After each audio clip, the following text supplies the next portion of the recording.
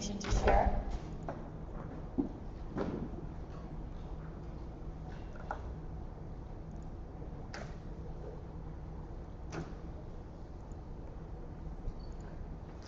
Okay, so let's start, and hopefully people won't miss too much of our next speaker's presentation, because I'm sure it's going to be pretty interesting. Bertrand Gillet, apologies if I did not pronounce that exactly correct, but in any event, Bertrand is COO at TBSCG, a consulting company that focuses on digital solutions. He's going to tell us how DX relates to the Internet of Things. And as you know, we're hearing more and more about the IoT, so I'm sure that what Bertrand has to offer is going to be pretty interesting. Bertrand? Thank you, Mel.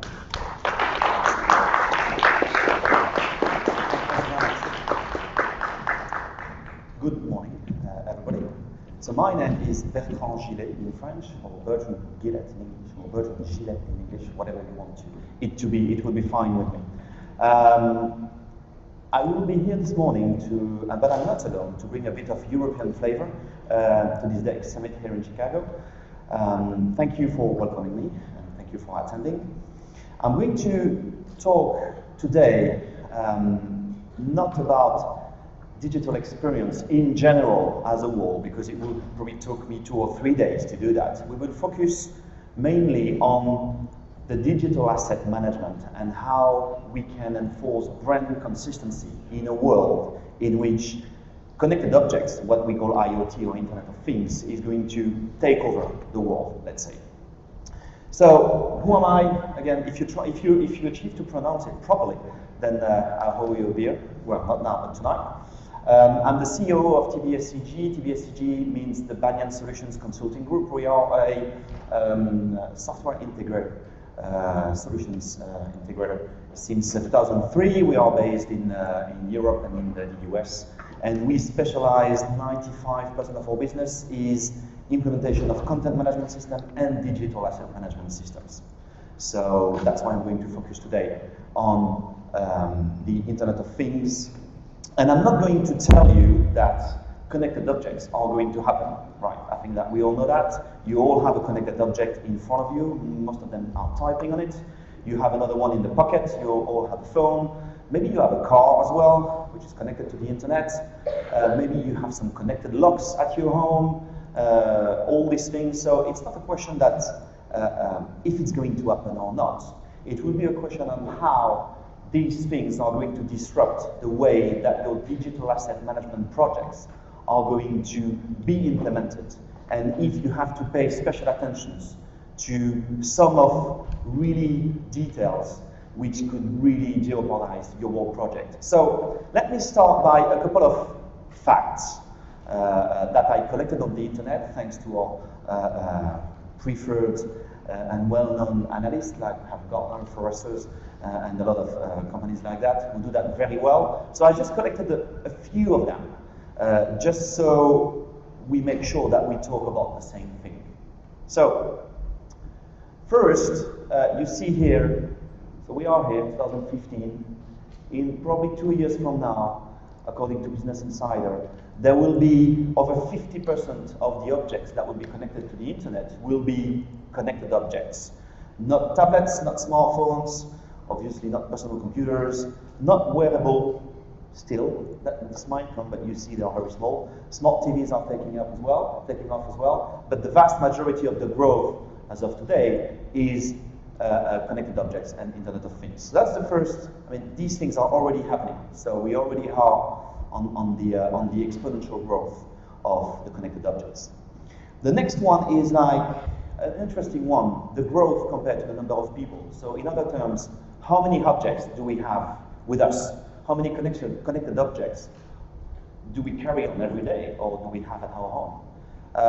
Since 2007, 6, the blue row here, there are more connected objects than people on the planet. This is not going to, this trend is going to go the same way. It's not going to go the other way around anytime soon. We see that in 2015, Well, we will double the number of connected devices. So this is today. So today there are 25 billion. And interestingly enough, in 5 years, we'll double again, 50 billion. And I think that it's quite a conservative approach. This might very well be more than that. So what does it mean? I mean, in terms of, if you're working in a company who is dealing with these connected objects, if you have a smart connected object project, at some point, this type of growth must be scary in terms of brand consistency and how you're going to push content to these assets, to these devices, or I think more interestingly, how these devices will pull content from your system. I have to confess that I have no idea what the unit is here, but it doesn't really matter. It must be probably billion connections per day on Cisco devices. Billions, but per day, per month? It says billions. Yeah, but per day, per month, per year, per second? It doesn't really matter. What counts is the trend, right? So in billions, but billions per what?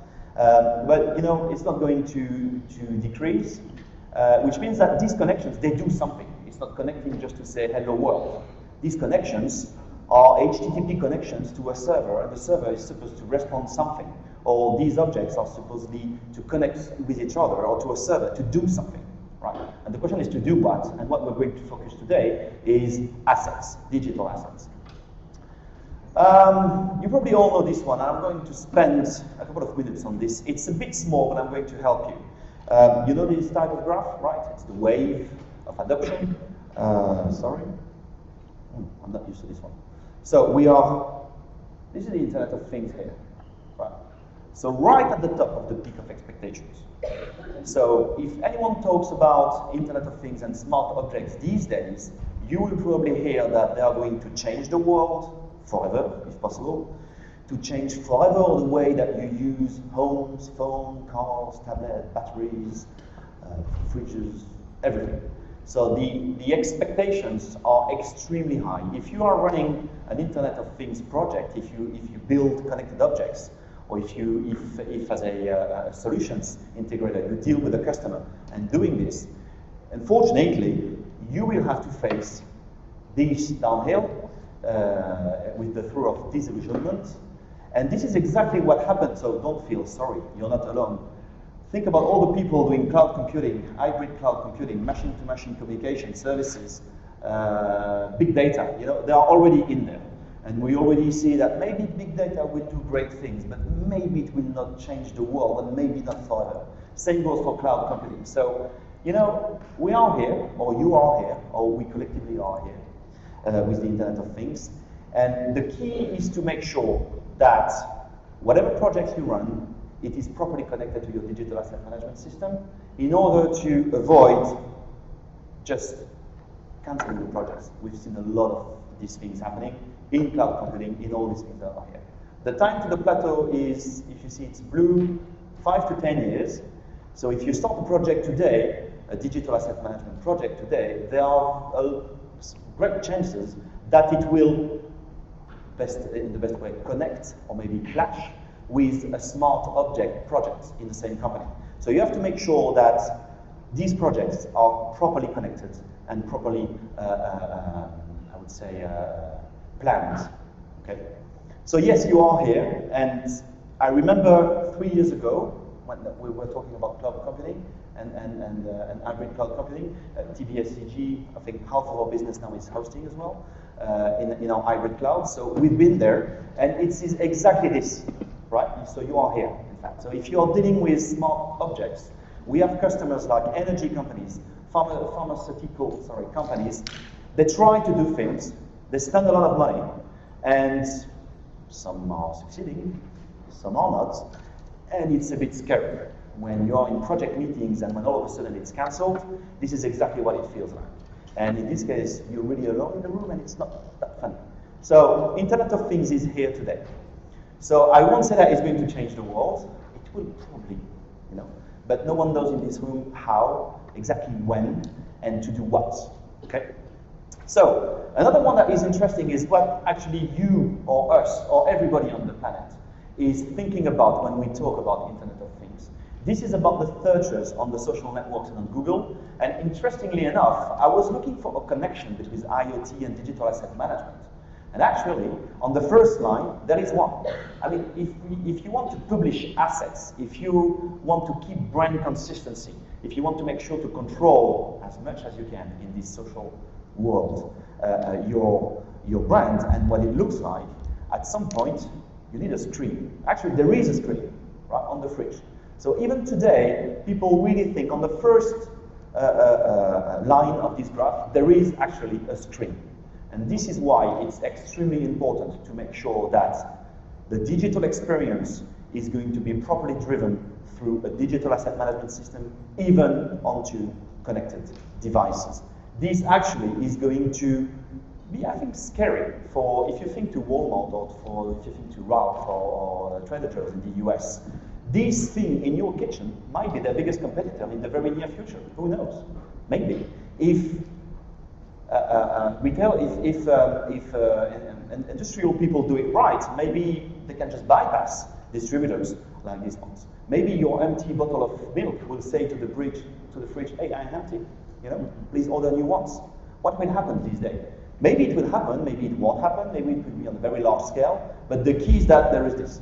There is a screen on it, right?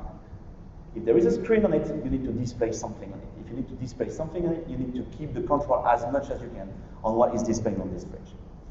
The last one is this tube map. I really love it because it shows what are the main current areas today in the development of the Internet of Things. You see connected health, cars, industry, cities, living and working, energy, obviously here. That's a big part with the smart plugs and the home automation here. And you see that two ones are grayed out. You can probably read them, but these are the tablets and PCs and all the devices that we currently have. So this is done. Okay, so forget about it. You already have it all. And so the journey will go through this. And if we take a look at, if we try to find applications in this graphic, which will require digital experience, proper digital experience to be used, then out of the, in a couple of minutes, I'll find 1, 2, 3, 4, 5. So in there you will have, obviously, connected cars, connected health, with maybe some pharmaceutical companies will like to push data onto connected objects in hospital to talk about how they must be used. You have, obviously, the vending machines here, right, on which you have to display images. You need to control the way that it's done. What is this one? I don't remember. Public space advertising, right? And all these ones, AV displays, obviously. So all these ones in color on this map will require digital experience, will require user interface, will require images, content, videos, and all these things that the digital asset management system can handle. So, yes, connected what? Connected brand. So this is about the brand consistency, and we talk about objects. So we have this kind of objects. We have maybe an Apple Watch, an iPhone. I have I have a connected fridge. How can what is the way, or what is the connection between these objects and my brand team within my company? How, at the moment, maybe you have a DAM, but maybe it's not open on the wall, so you're just you use it as a big storage for all your digital assets, maybe the core communications group within your company. But how can you make sure that what will be displayed on all these screens is actually accurate, and how you can enforce this digital experience to be good? Well, in order to do that, I will have to be a bit technical, but I promise I will only use HTTP as a technical word. So let's see what are the layers. And by looking at connected objects, right? So let's say that we have a fridge, and there is some things in it that makes it able to communicate with the world. So, well, that's not a big thing. These are the things, right? Just very quickly, there is some hardware, maybe not with a bit more memory. There are some applications. So there is a lot of applications that will be developed. And then in the middle, there is something interesting for communicating. It's the HTTP protocol. So these things are nothing more, at the end of the day, nothing more than a web client. Well, very thin, very light, with very little power, so the batteries last a long time. But at the end of the day, they will be able to communicate and they will be able to display in both ways, to communicate both ways with your servers, with your data, with your cloud, if you're in the cloud. So what kind of assets will be exchanged between these connected objects and your enterprise? Well, as I said in the beginning, I'm here just to focus on one thing, otherwise it will take me probably 3 days, is the images and videos. So basically, a digital asset management system. If you have not implemented one already to enhance your digital experience, maybe you're looking at to do it. If you already done one, maybe you should take a look and see if it's ready to communicate with these objects. So between a DAM and these connected objects, you have multiple ways. So one is very popular these days. If you think about the point of sales, or if you think about in an airport, all these kiosks where you can basically see videos about products, it's just push. So you have a batch every night running, pushing videos, data to all these connected objects. So are they really connected? Well, maybe 1 hour a day they are connected, not 24 hours a day. They are somehow connected. It's the version, let's say 0.9 of the connected objects. The future will be on demand, right? So an object needs to display an image, a video, you will just request it and it will be served. By what? By your digital asset management system. So maybe not only your DAM, maybe you need some additional layers like REST web services on top of it, but the future will be with objects displaying content, your content, on demand.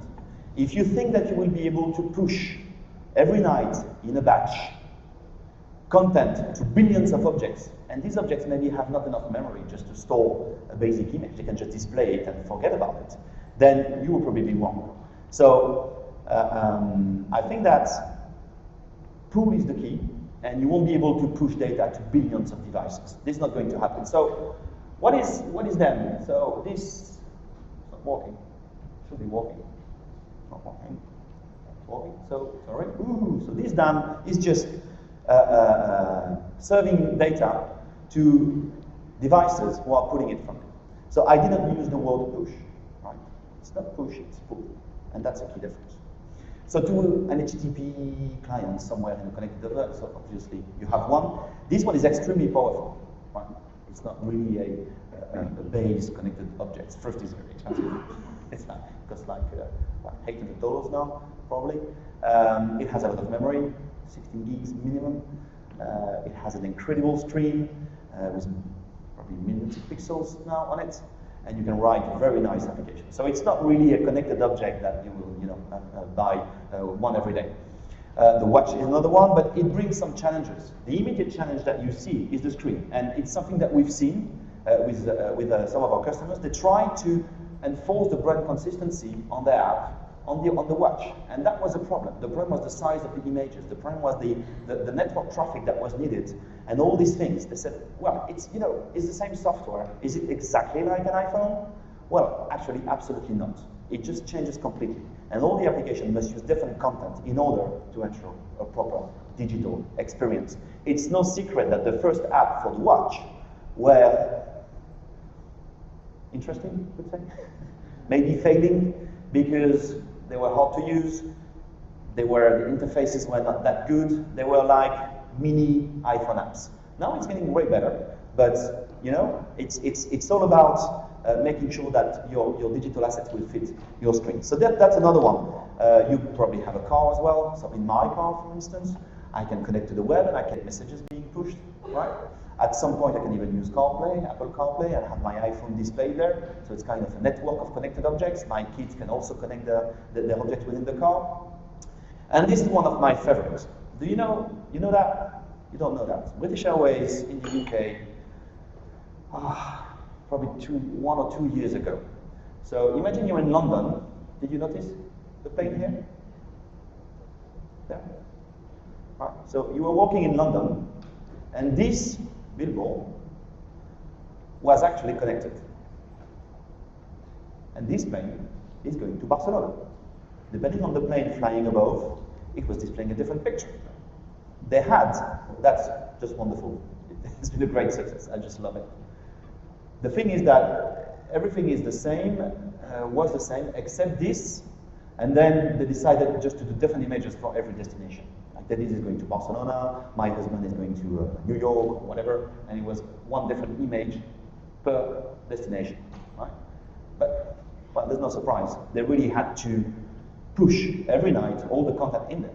And some people were just waiting, and you can find on the web some failures. Like this plane, there was a plane going above it with no image, so it was not showing anything.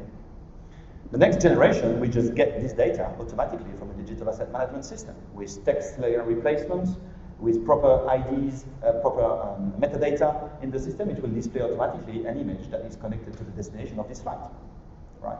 So this can be considered as a very high end, but still, it is a connected object. Version 0.9 or 1.0 today, push all the data onto it. Version 2.0 tomorrow, next release, just pull the data when you need it, no matter what the destination of this plane is. Okay, so that's one of my favorites. It was really, really cool. And of course the fridge. I always come back on this one. For me, that's a big threat to all the distributors. Should be really careful of this. Nothing is really working today. I mean, it's not there yet. You have some opposite forces trying to put these things in place. I don't think we can avoid it. So as soon as the products will be connected objects, as soon as the products will be able to communicate with the fridge itself, and just say to the fridge, hey, I'm ID 123, the fridge will be able to come to your digital asset management system, display the right image for 123, show it on this screen, just click renew or buy, and it will be delivered the next day, or with Amazon maybe the next hour, who knows. So this will really disrupt the market. In Japan, you already have vending machines, maybe in the US as well, I don't know, I've never seen them here, where you have no products anymore. It's just, these are just images, and then you can change the promotion on the image on the fly.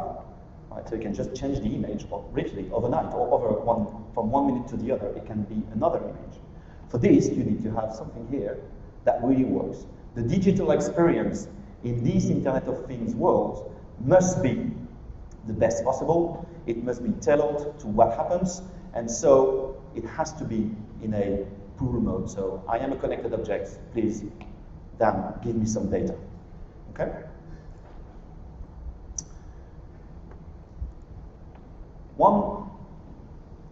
Another billboard. I was in New York over the weekend. I've seen this incredibly beautiful new 4K, it's probably more, panels in Times Square. I think that one day all these things will be dynamic as well. It's just a question of time. So I've put them in there as well. So if you want to succeed in a proper digital experience when you implement your digital asset management system, I've just compiled a couple of requirements. I'm not going to give here any software names that will just work for all of the use. I would just, like Bryce said in the 9 a.m. session, he was talking about how IDs are generated. I'm just here to give you a couple of IDs to plant seeds in your decision maker's mind to make sure that if you encounter a digital asset management project in the context of a DX, of a digital experience enhancements with some smart plugs, then you might remember all these requirements. So what exactly does it mean to make a DAM project IoT ready? The first one is on-demand parametric transformation of assets. We've seen a lot of projects failing because when you upload assets in your DAM, you have to know in advance what will be the size, all the transform assets that you will need.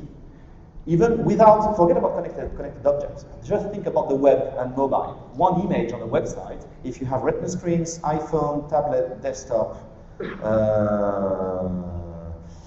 one image, if you zoom in it, if you put it in a gallery, if it's a product, you might very well end up with 20 to 30 different transformations for one image, only in today's world without connected objects. So tomorrow, what will happen if all these images need to be displayed in new formats? And what will be these new formats? I'm sorry, but I have literally no idea. And you have no idea neither. So your system must be able to serve assets, videos, or images in a parametric way. So I should be able to ask the server, hey, please give me this car in pink, in red, in yellow. Please apply rounded corners, change the size, the orientation, crop the image, apply copyrights, watermarks, transcode videos into a new format, change the output format with JPEG 20% quality if I have low bandwidth on my connected objects, on my fridge or whatever. That's the key. Do text replacement as well. Everything that basically you want to be able to do in Photoshop should be available in real time in your digital asset management system in order to serve assets that will really fit the connected objects. And the more is the better, obviously.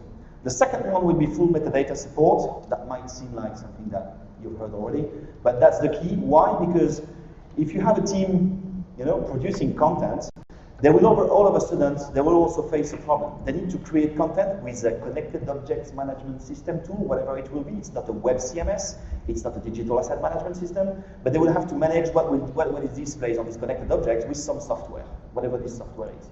So at some point they will be able to they will need to be able to locate within your digital asset management system what are the right assets to be displayed. So you need metadata on it, and the more is the better. And one thing as well is to be able to, with regards to big data, is a DAM should be able to read within the image and to read the text within the image and put this text in the metadata. Same goes for the videos. Speech to text is going to be a must if you want to display videos on your connected objects. People who are managing the content should be able to locate a video within your DAM, which might have maybe thousands or millions of videos, but hundreds of thousands of videos. They must be able to locate the video. If you have to watch all the footage, obviously this will never happen. So your DAM must be clever enough to help you. So that's a very strong requirement, even more stronger than if you do only web. Obviously, if you index, if you have metadata, you should be able to index and search. This is for the content editors. Think about your fellow content editors who will have to work on the digital experience of these connected objects. They will really face a challenge. Do I need that image or that image or that image? What are the images that are available? If you have proper metadata and proper index and proper search, this will go fast. If you don't, well, they will always use the same image. So it won't be really useful. Full web services, as I said, you must be able to control your DAM, to remote control your DAM from inside your company and connect it to your other systems through an enterprise service bus, for instance, but also from the outside. Your connected object should be able to connect to your DAM and request data. Of course, with caching, with security, with a CDN maybe in front of it. But the DAM should not be in a castle, in your internal network, standing here and not being accessible at all from the outside, right? So the full web services are really a key, right? And we see that it has another advantage. And performance. Performance and performance again. For me, performance means three things. The raw speed. So transforming assets should be fast. People will not wait. So if you need a CDN on top of it, just put a CDN in front of it. If you need caching, just put caching. But make sure that it performs. So one request must be fast. But one request is fast, okay, but it must be scalable as well. So remember the first slides with the number of devices. One request is fast, okay, but what about 100 million requests? They also have to be fast. What about 5,000 requests, 5,000 concurrent requests to an image? They have to be fast. And it needs to be available, so that's the last pillar of the performance. Make sure that it's there. So forget about the maintenance windows and things like that, and the DAM being switched off during the night because nobody uses it. Obviously, nobody uses it. No human uses it, right? But maybe hundreds of thousands of connected devices in Australia will use it. Who knows? You don't know. It must be there. And last but not least, it must be future-proof. So I haven't talked about R2-D2 with holograms trying to open the door with his arm, and Luke Skywalker being behind the door or whatever. Maybe the future won't be that at all. I mean, maybe the future it won't be that. Who knows? It must be future-proof. So if it's future-proof, that's perfect. If you choose a DAM that can handle holograms, great. Honestly, there are very little chances that they can handle holograms. So it has to be future-proof, and if it's not, make sure you can change it. Okay, your DAM here are the tires. So make sure that when you do a DAM project, it is connected in a way in your enterprise that changing it is not going to change your world. Make sure that it is connected properly and you have proper connectors to other tools. That's the key. If you do spaghetti code in it, if you just customize it way too much, if you have a team of 10 people working full time on this, maybe it's wrong. Because the day you need to change it, it will almost be impossible. And you might already have to start to use it in a certain way, and then you will be you'll be in trouble. In conclusion, I would like to quote Tony Bertrand, who was on the panel right before the coffee break. He said that he was asked a question and he was requiring like 45 minutes to answer. And finally, he said it in 1 minute. And he said something like, the key is to have a proper content as a service and media as a service foundation in order to build on this and connect other tools on this. And I think that I will take his words and make this was my conclusion. It was way better than what I prepared anyway, so I hope you won't mind.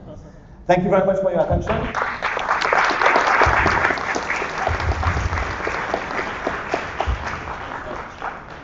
Bertrand, Gillet, thank you very much.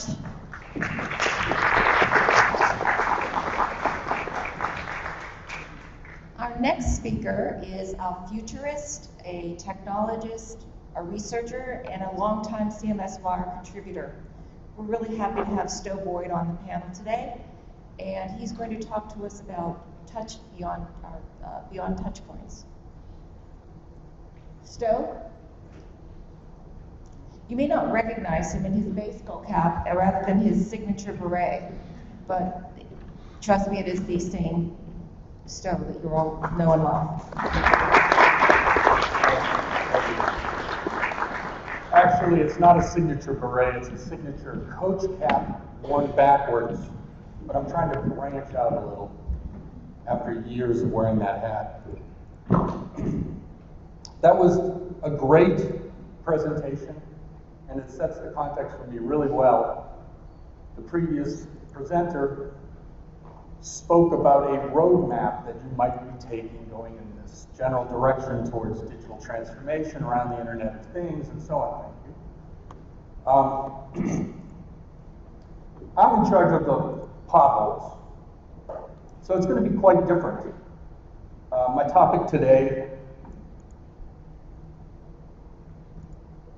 is really, this is sort of a misleading title, but you'll see how it all holds together. My topic today is a rapid foraging through the over-the-horizon realm of technologies that are going to open up a cavalcade of trends, and in particular will disrupt what we think about communications, mobile, and the term computing, which is really, we still call what we're doing with computers computing as if we're adding columns of numbers, but we're not really. And my talk is going to be dissatisfying to many people. I found that conjecturing about over-the-horizon futures with people is unsettling. It kind of fails at the storytelling, the narratives that Deb Lavoie was talking about earlier, because they're half stories, they're half truths.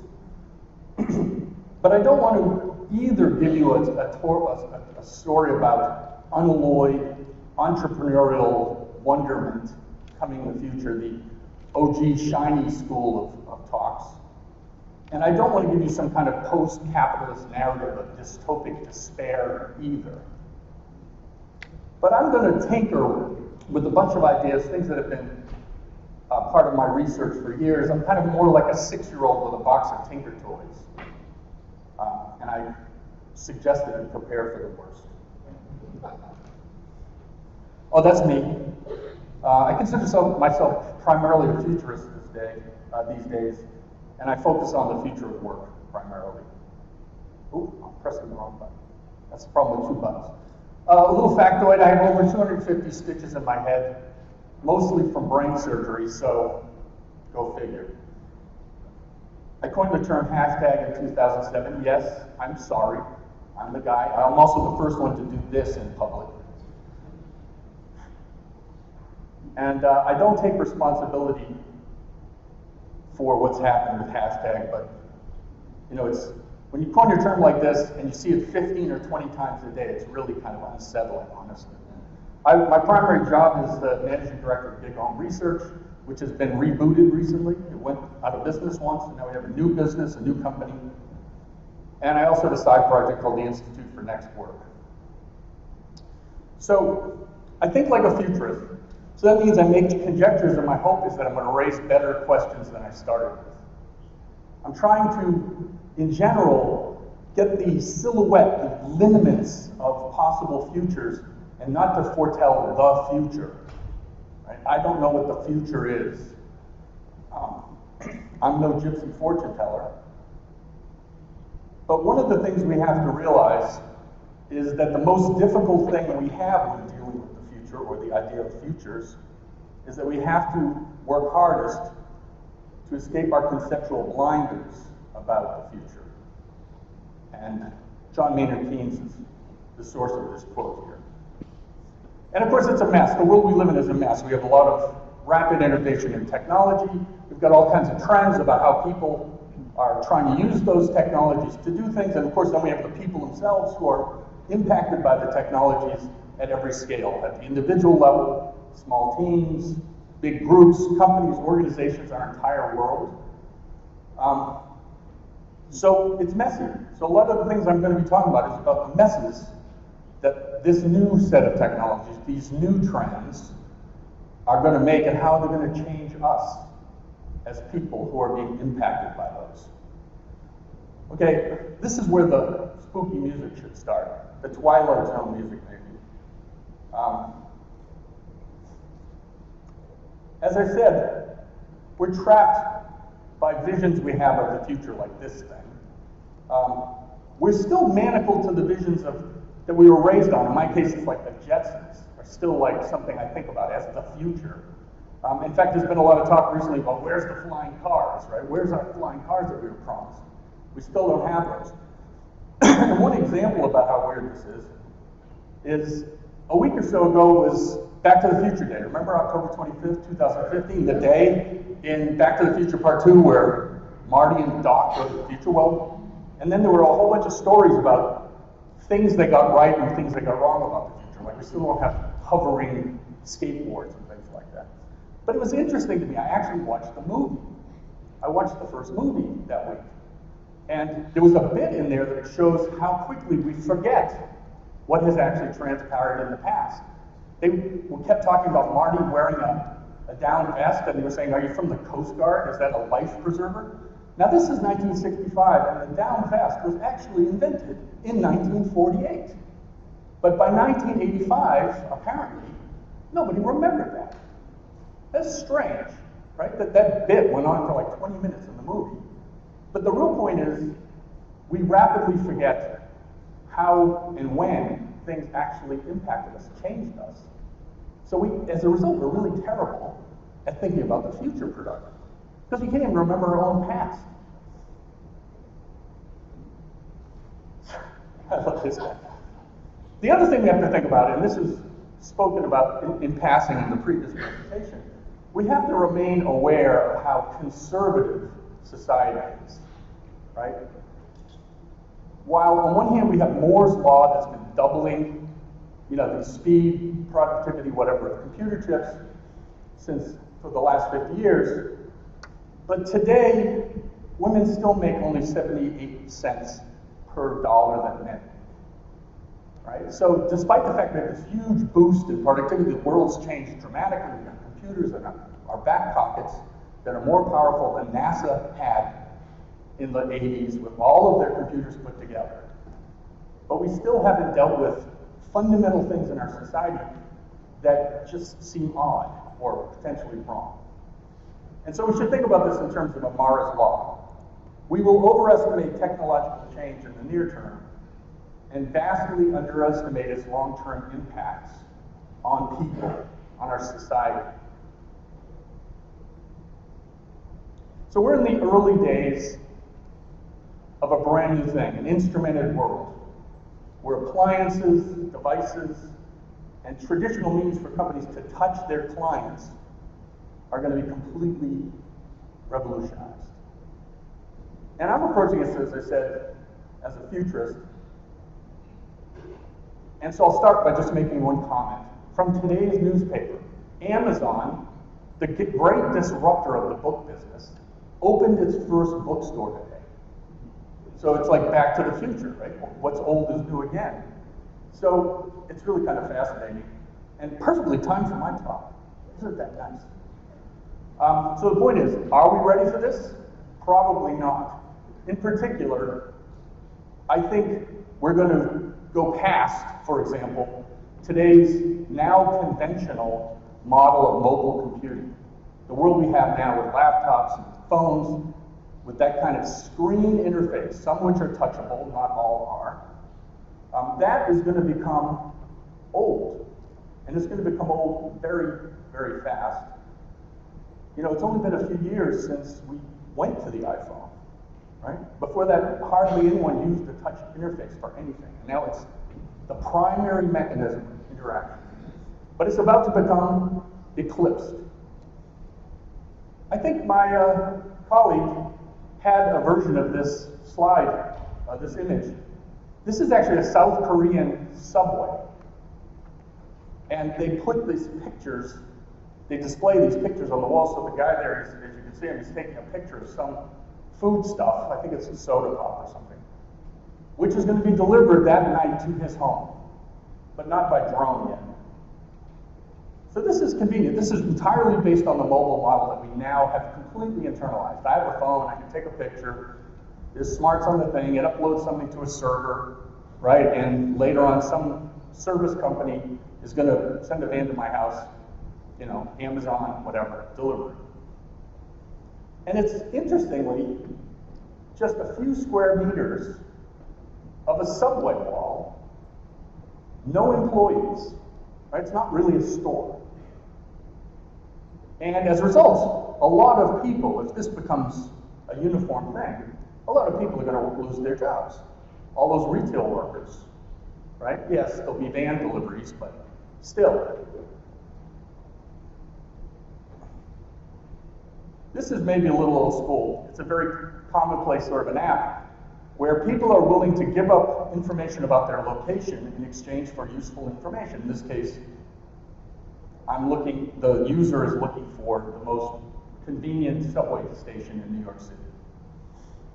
But this is the fundamental trade-off that we have in the world we're in now and the world that's coming, which is people will trade information about themselves that can be conserved and reused because it gives them a personalized experience and it helps them. It makes something easier for them.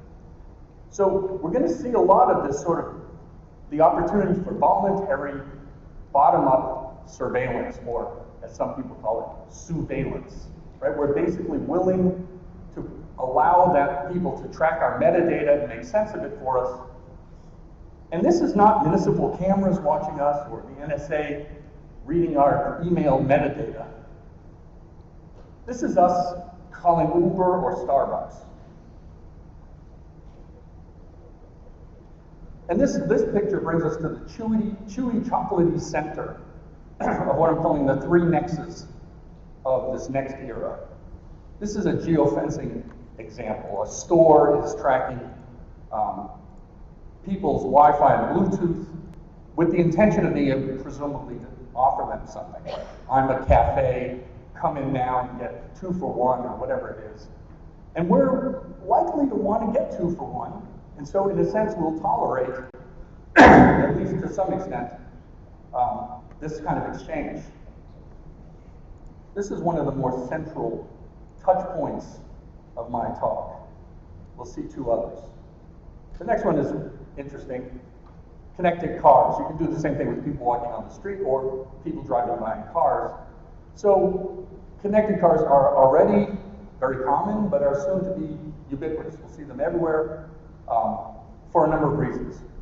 But you know, it's nice to know that when your car has a problem, the shop is going to get notified and they'll call you in and say your part is ready to be put into the car. That's great. On the other hand, some guys actually recently, with the knowledge of the driver, they hacked a Jeep that was driving down a highway, changed the heat, you know, opened the windows, and ultimately hit the brakes and made the guy pull over on the side on a ramp. And the guy was actually kind of frightened, even though he knew what was going on. It was still scary. The point is that a lot of these systems are amazingly unsecure. The traffic systems, the traffic light systems in major cities in the world are sending communications through their networks that are unencrypted. And so this researcher went to Washington, D.C., plugged into one of the circuit boxes on the corner, and changed the lights in front of the White House from green to red. And then told this to the makers of these systems and the people who were using them. And years later, they still have not done anything about it. So that scene in the Bruce Willis movie where terrorists turn off all the street lights is actually possible. It's actually possible. So we have to be very cognizant of what's going on. All right, so the smart fridge. I was talking about the smart fridge a few minutes ago. These have been hacked, by the way. So here's a woman who is, making her shopping list. The smart fridge knows what's in it. All that stuff is great, right? It knows your milk is out of date without you having to smell it. Nice. But these have been hacked. Somebody hacked a bunch of smart fridges, one particular brand, and they got into 5,000 of these, and they used it to send email spam, which is weird when you think about it. Refrigerators? But that's the world we're in. There's a pothole for every possible use case here. And Google Glass is sort of an example of the starting point of the transition that we're starting to make away from these touch interfaces, away from the 2D experience that we had. It's become commonplace. And it wasn't a failure per se. But on the other hand, do you remember the term glass holes? Love that. Because people thought this was really icky, right? The idea that you were walking around and potentially, not that you were at every minute, but potentially taking a picture of them. Now, the thing is, this is now going to be reissued under the auspices of Tony Fadell, who was the founder of Nest and is now happily ensconced at Google. And we're going to see big success in this area. And it won't be consumers trying to go into a bar and being denied entry. What we're going to see is George W. Bush in his new job. No, I'm just kidding. No, we're going to see it in construction, manufacturing, engineering, medicine. There'll be 100 industries that will adopt these technologies whole cloth. It'll be everywhere. So, for example, when you walk down the street in a year from now, there'll be a sign at a construction site that says hard hat AR area. That you will have to have hard hat and an AR device using their software in order to walk in and to work.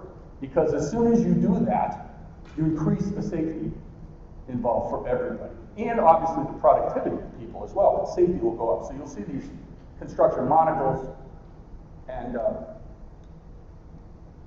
a number of others. So here's the consumer kind of thing.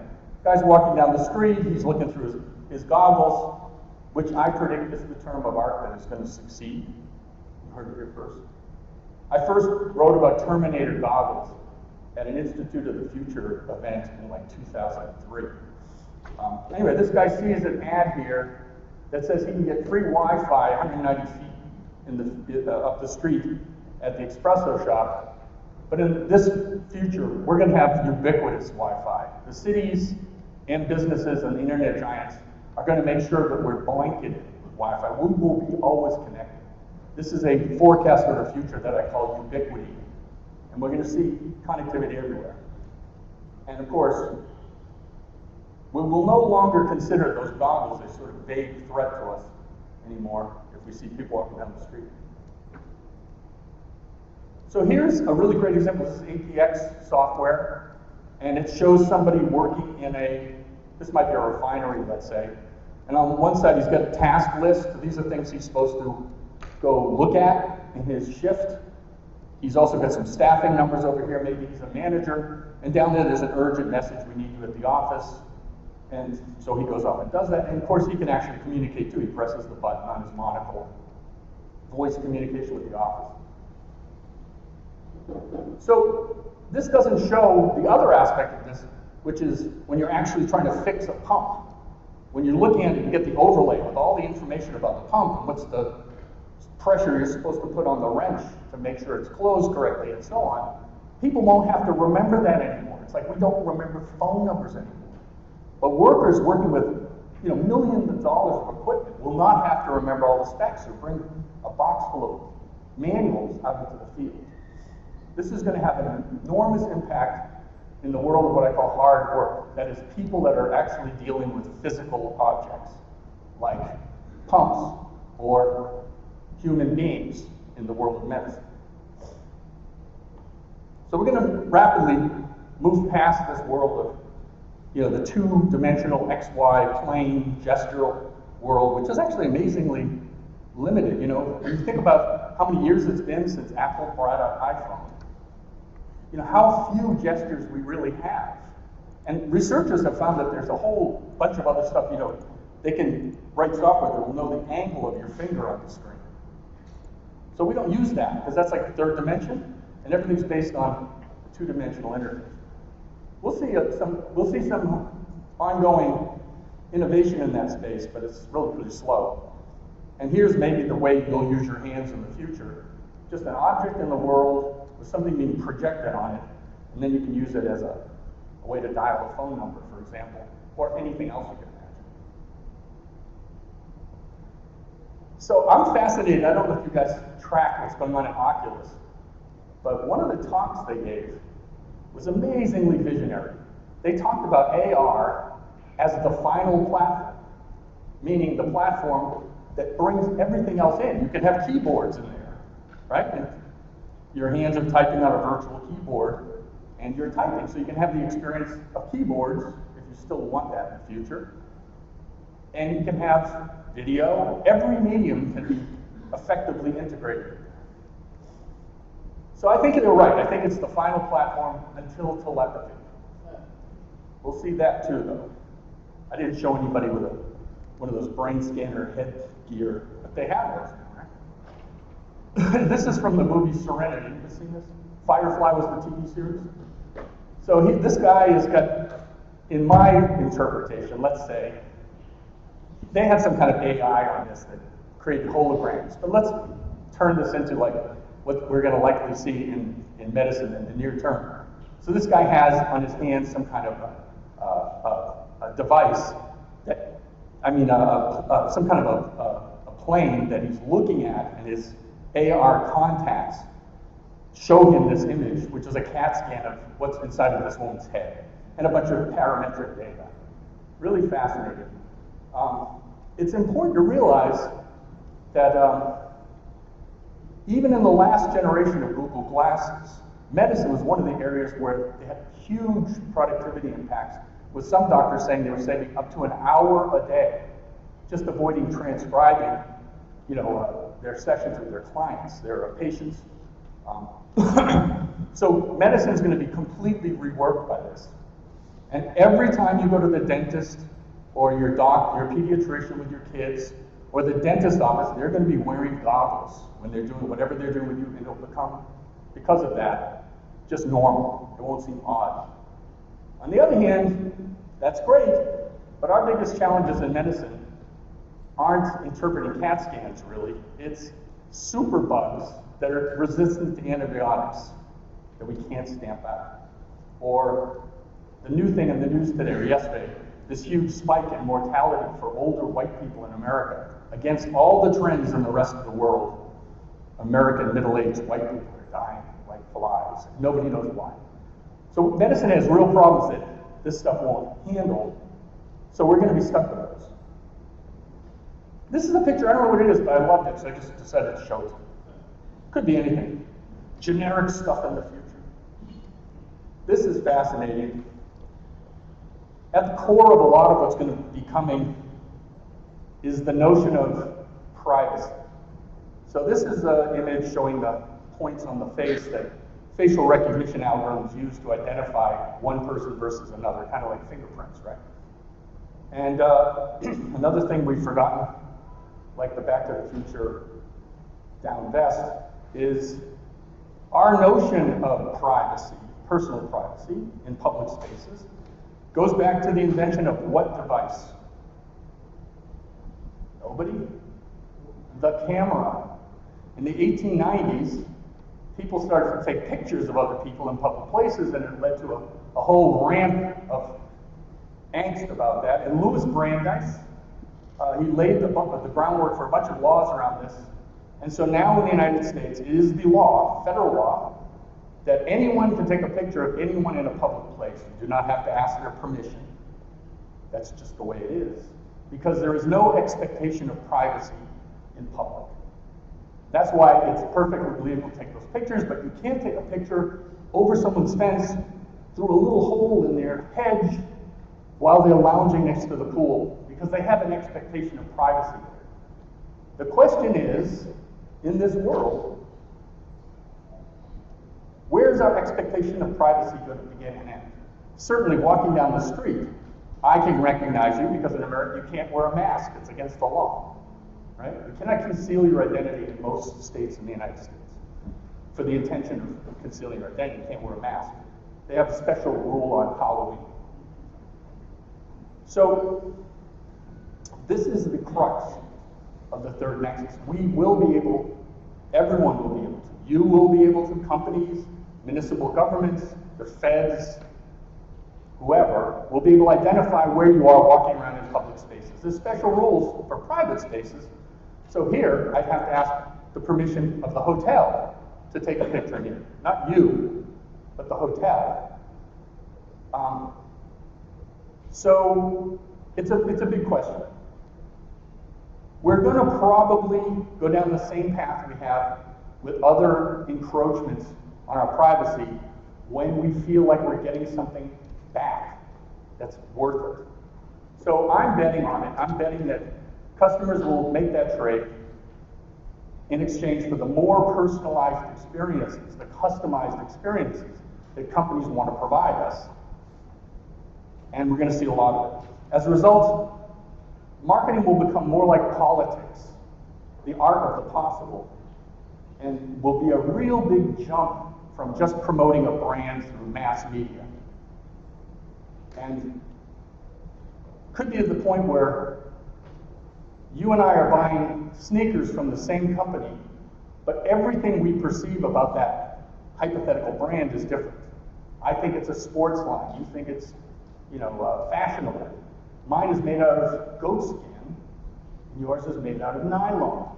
But we are still buying from Nike, and they're crafting these micro brands potentially, right down to the point where using 3D printers to custom make the right thing for each of us at the Amazon or Google or whoever distribution channel.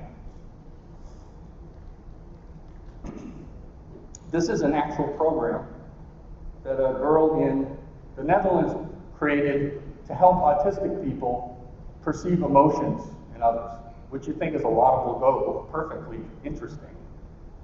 But this could be somebody on a customer support call with a company, and they want to know if you're angry or not. So it could say angry there, right? And that would help, because sometimes it's hard to tell what people are feeling, especially if they're trying to conceal it and the people on the other side are from a different culture. Or it could say, in a different application, horny. And who knows what that application is about. It's Twitter. Whatchamacallit.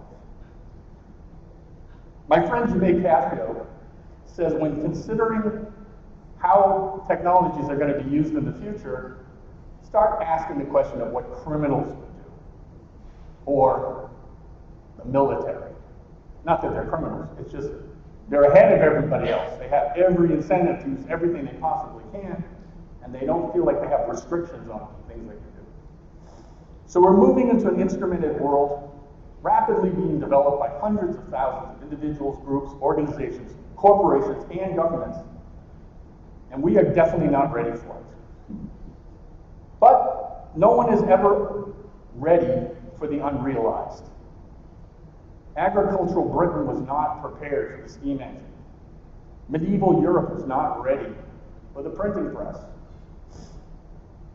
And we're going into a movement where the things that we have started to identify with as sort of central to our identity, the way we communicate, how we do our business, mobile phones, PCs, laptops, tablets, we won't be using them. So we'll have to use a whole new bunch of stuff and deal with the messiness involved.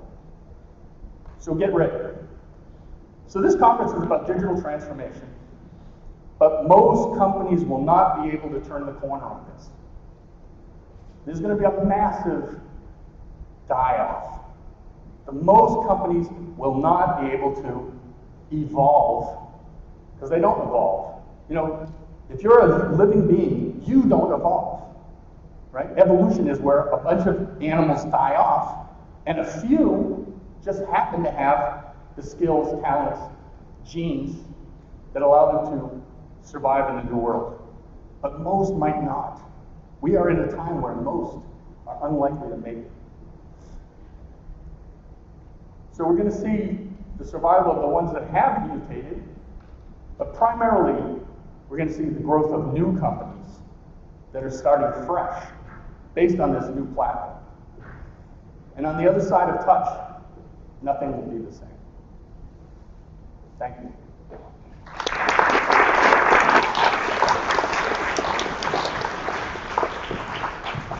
Stowe Boyd, everybody.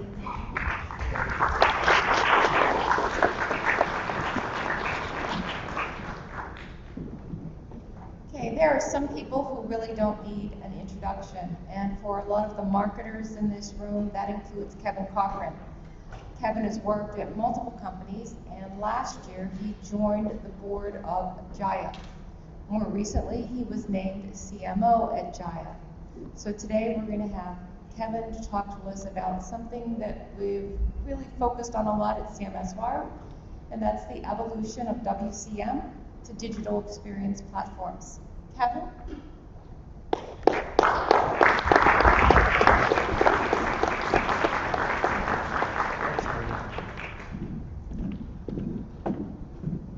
Well, thank you, everyone. I'm very excited to be here today. And first and foremost, I'd like to thank publicly Bryce, Noreen, and Arasu for putting together a fabulous event here. We live in a world of digital innovation. We live in a world of digital disruption. And we are all digital leaders. And so the purpose of my talk today is to talk about what does digital disruption mean for all of us? What does it mean for our industry? And where is it that we need to look next, where we as digital leaders can take our brands and can take the world to a new and better place? I'm going to start with a little bit of a personal journey for myself. I've been in the content management industry for over 20 years, and I wanted to share with you a history of digital disruption and how we got to this point today, and to give you some thoughts on where I think we might be going next. So first of all, let me just take you back to 1996. Between 1996 and 1998, we saw the first wave of digital disruption that really defined the foundation of web infrastructure that enterprises first started to deploy on a global basis. In 1996, April specifically, the Apache web server was released. At this point in time, enterprises, generally speaking, did not have corporate websites. In April of 1996, that changed. With the release of the Apache web server, I myself downloaded the web server and actually built my first website. I learned HTML. And I thought I was so cool, I quit a high-powered consulting job in Orlando, working for Disney World, and packed up my bags and moved in a U-Haul truck to San Francisco with $300 in my pockets and slept on my friend's couch for 6 weeks until I figured out what the heck I was going to do with this newfound skill. Next, in 1997, you saw the emergence of Hotmail, consumer email. Now, not only could companies build websites, but they could actually engage consumers because consumers, for the first time, were reachable by email. And in 1997, Hotmail was acquired by Microsoft for $400 million, a seminal moment, a seminal valuation in Silicon Valley that actually kickstarted the dot-com revolution. That was led by Steve Jurvetson, who was an early investor and board member of a very new, exciting company called Interwoman. And of course, in 1998, e-commerce became a reality. So we had two technology disruptions and one marketplace disruption, because suddenly what the world realized, what corporate America realized, was that these new upstarts that were basing their business model on this new web technology and leveraging email to connect with consumers could become absolute powerhouses and threaten their franchises worldwide. It was at that point in time there was a visionary CEO that recognized the threat and opportunity of digital disruption. And the keen insight that he had was a very simple one, but a very powerful one for everyone still to this day, which is when the rate of change outside exceeds the rate of change inside, the end is in sight. And what Jack Welch at GE at that time did was he said, e-business matters. And he took all of his executives to Boca Raton, Florida, and basically said, you will destroy your own business. If you do not destroy your business, someone else will, and that is not acceptable. That is not serving our needs or our customers' needs. And he put in place a very aggressive timeline for GE to put in place web infrastructure so that they can, for the very first time, tell them and sell them. They can tell their customers and sell their customers on all of the goodness that is GE.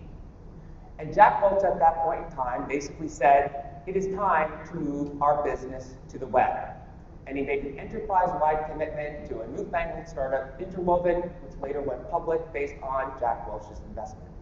And just for a little bit of fun, when I learned my newfound HTML skills, when I downloaded the Apache web server, this was actually my first website. And you can actually see my name, Kevin Cochrane. Hey, we're hiring. There's 2 of us. Please be number 4. So that's a little bit of funny bit of history. It was terrible. Half the weights are broken, by the way. I was really not good technically. And what dawned was, in that first wave, was the emergence of the web content management industry. And the mantra, of course, was that content was king. We needed to, once again, tell them and sell them. And in order to do that, we needed to break down the web wall. It couldn't be that you had a singular webmaster that was responsible for your corporate website. Everyone needed to be responsible for producing content. Everyone was a subject matter expert. How do you do that? Well, you need a distributed content offering. But yet you need to maintain centralized production control. You needed workflow, you needed audit trails, and very importantly, because this was your business, this was your business, you needed to be able to have site rollback. If you published something wrong, you needed to be able to take it back down and revert back to a known good state. And once again, like I said, this was the web content management industry. Now roll the clock forward 10 years. We had another wave of digital disruption. First, social. In 2006, Facebook opened up to the world. You didn't just have to be a Harvard student. You didn't just have to be a Stanford student. Suddenly, for the very first time, it was a social utility that connects you with people around you. It's made up of separate networks, schools, companies, and regions. Anyone could get a Facebook account. As soon as that happened, I did the same thing. Please don't go to my Facebook account. My post from 2006 were super embarrassing. Actually, I think they're quite funny. I didn't post them though. A year later, in 2007, we saw the emergence of the iPhone. I myself purchased my first iPhone. It was very heavy. It was very bulky. The battery didn't last, but I loved it. And consumers around the world thought similarly. And you saw the smartphone revolution begin. We were no longer social, we were also mobile. And then, of course, a year later, in 2008, calamity hits. You saw the emergence of the financial crisis and the pending collapse of the global economy. In 2008, US families alone lost $11 trillion in wealth. And this is a huge problem, because you have these mobile social consumers, and you have these brands that actually want to drive revenue. But suddenly, people are feeling poor and scared, and they don't want to part with their cash. So what happened at that point in time is leading CEOs said, it is time to reinvest in digital to engage our customers. We need to evangelize them and monetize them. Okay? We need to evangelize them and monetize them. And a leading CEO at that time, Shantanu Narayan of Adobe, said the way we're going to do this is we are going to double down on Adobe.com, and we're going to reinvent ourselves, and we are going to make success happen. We are going to brand and drive demand because agility matters. And what Shantanu did at Adobe was invested in a new software foundation from an upstart Swiss software company called Day.com to basically reinvent Adobe.com to not just be a brand website, but to be a website that was a revenue-generating mechanism for the company that sold Photoshop, that sold the Creative Suite, and that ultimately drove a subscription model for the creative crowd. The mantra for this era was build, brand, and drive demand. It was a directive to CMOs to take responsibility for the pipeline. It was a mantra that was intended for CMOs to be responsible for driving revenue for the company. It was all about acquiring customers in an age where customers were more fleeting than ever, demanded more immediacy and engagement, and were much more likely to part with their money pending the financial crisis. This was the dawn and the emergence of the web experience management industry. And in the web experience management industry, it wasn't that content was king, context was king. And in order for us to actually have the appropriate context, where is the user in that moment? Are they on the desktop? Are they on Facebook? Are they on their mobile device? We needed to break through channel barriers. We needed to be able to have in-context authoring, not just for the website, but for the mobile experience. We needed to allow users to create content, not just our employees. We needed people to be able to share content because they were social. We needed the integrated analytics. We needed the integrated targeting because at the end of the day, it was about, once again, evangelizing and monetizing the consumers. It was about doing business on the web.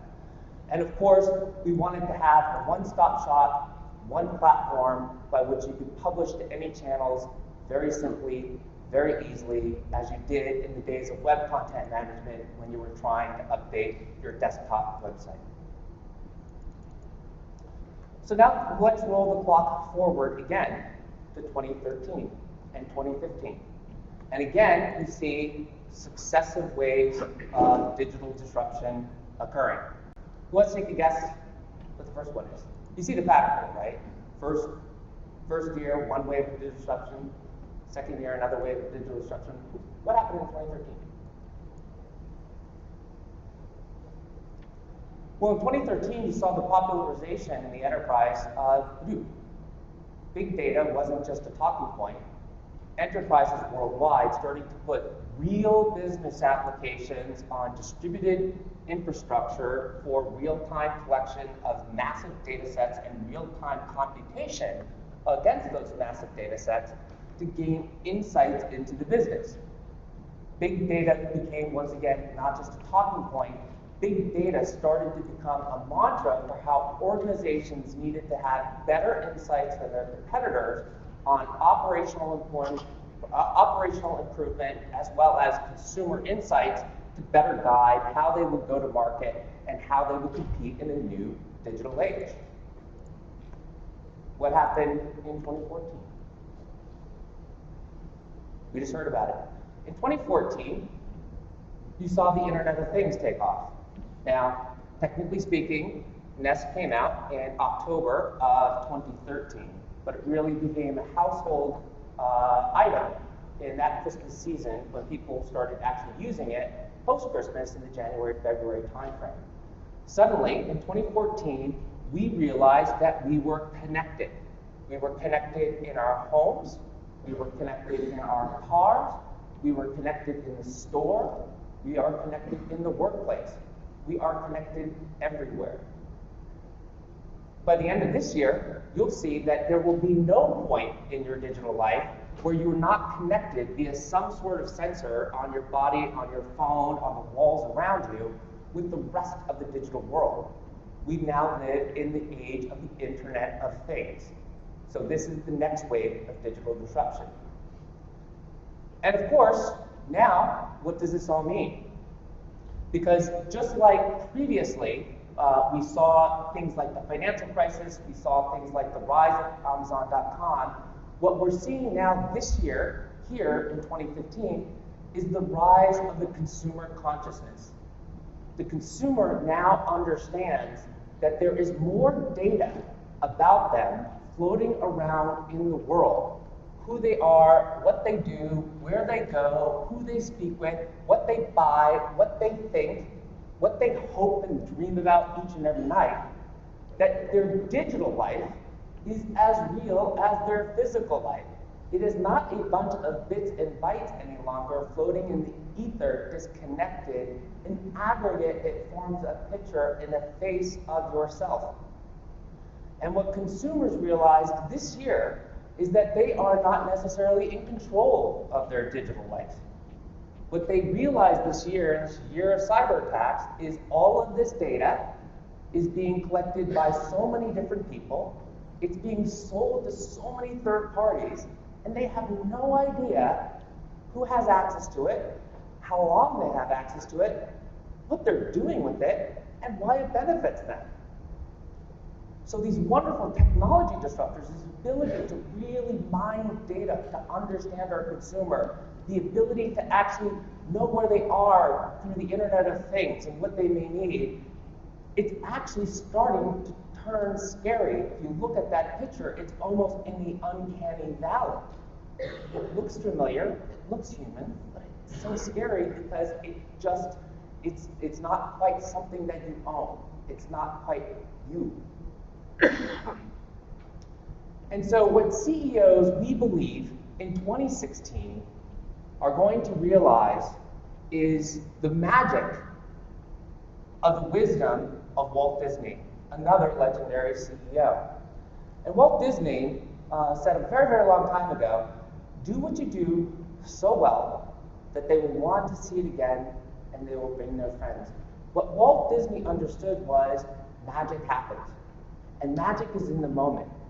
And magic is about making certain that you connect with real people and you connect to their hopes, you connect to their dreams, and you treat them as treasured people, not just an anecdote, not just something that you do something to, not just something that you tell and sell, not just something that you evangelize and monetize, but someone that you excite and you earn their loyalty, you earn their trust, and you earn their business each and every time you connect with them. Because the mantra going forward in 2016 is we really do need to establish trust. We need to make certain that as consumers are going fully digital, and as they demand the immediacy, as they demand that personal touch, that personal experience, that we treat them as real people. We earn their trust, because if we don't earn their trust, we will have no brand. A brand is based on a foundation of trust. And companies that succeed will earn their customers' trust. They will excite them. They will bring their friends. And they will be the digital leaders of tomorrow. Because at the end of the day, what CEOs are going to realize, and I think the reason why we're all here already as digital leaders realize this, is that the experience matters. If you're a real person and you're going to a website and then you call into the call center or then you go into the store, you want to be greeted by your name. You want them to know who you are. They want you to know, you want them to know what your journey is. You want them to respect you and treat you like the unique individual. We are all unique. We are all special people. You want them to be treated like that each and every time. But you also want the safety and security to know that the information that they know about you is expressly owned by you. And it is used only for your benefit. And the personal knowledge that they have about you in order to service your needs at that time is not going to be sold to someone else. It's not going to be stolen by someone else. It's not going to be used for anything other than your immediate benefit. And so what we believe now is that the CEOs of the future, the digital leaders of the future, all of you here in this room, recognize that we need digital agility now. We need the ability to engage the digital consumer and work with them and build that one-to-one personal relationship while respecting their privacy, while respecting their security, and making certain that we deliver those magical moments that are going to make them really want to continue to invite their friends and tell us about their brand over and over again. And the implications of this, we think, are quite profound. There is disruption that's occurring in the space, and we think that the disruption starts right here at the Digital Experience Summit. It's time to disrupt our own industry. We talk so much about digital disruption in other industries. It's time to disrupt our own industry. We need to move beyond web content management. We need to move beyond web experience management. We need to think about the totality of the customer experience and the customer as an individual, a person who must be respected, and a person whose trust we need to earn. Because if we don't do that, we will not earn their business, and we shouldn't. Shame on us. Because the customer's king. It's not the content's king. It's not the context that's king. It's the customer that's king. We need to break down silos across our organization. We need to focus on not just acquiring those customers, we need to think about their lifetime value, their lifetime journey with us and our brand. We need to worry about the employee experiences so the employees that we hire can do exactly what they need to do every single time to make that customer as happy as they possibly can.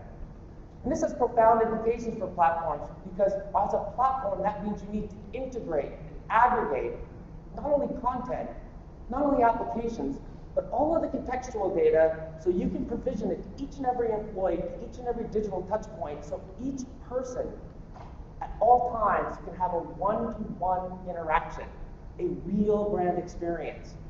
I would argue right now that no one has a real brand experience today that's connected for the digital consumer.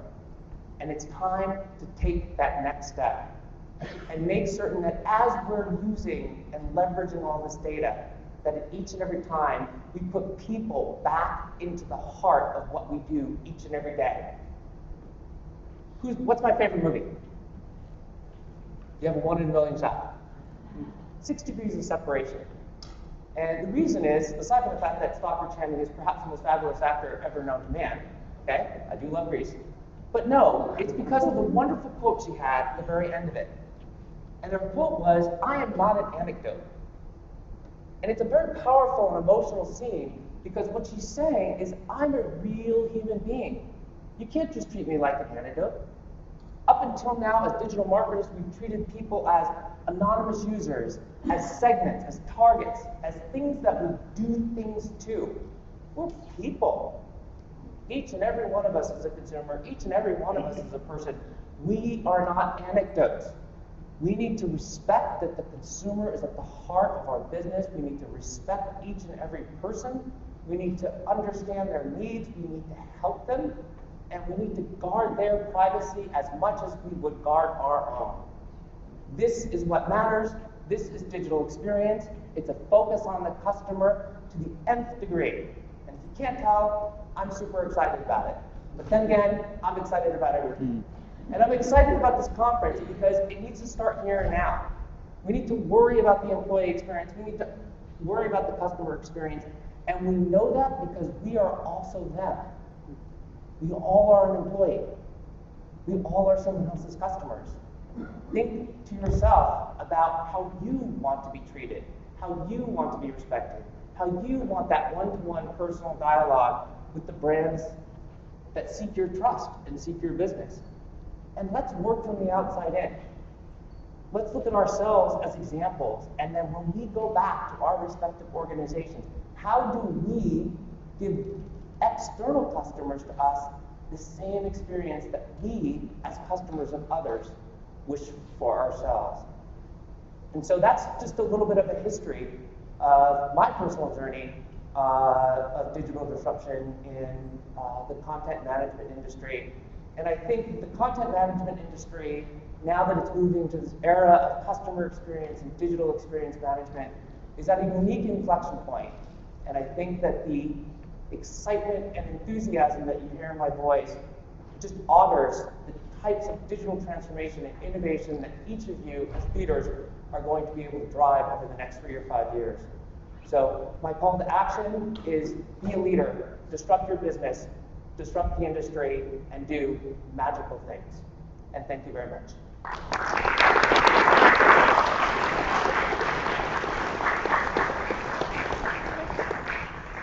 Anybody have any questions?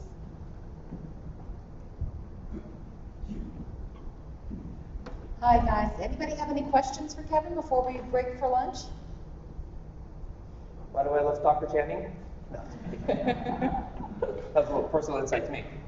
On that note, then let's give Kevin a round of applause. Thank you.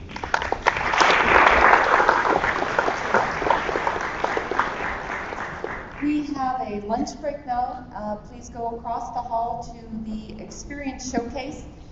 Take some time to enjoy your lunch. Also look at our vendors, talk about your new technologies. Swing by the CMSWire booth because we have chocolate. When you come back from lunch, we have a great presentation by Forrester analyst Mark Brannon. After that, we have some breakout sessions. I hope you can take a look at the agenda in the meantime and figure out which one you want to attend. Thank you very much, folks.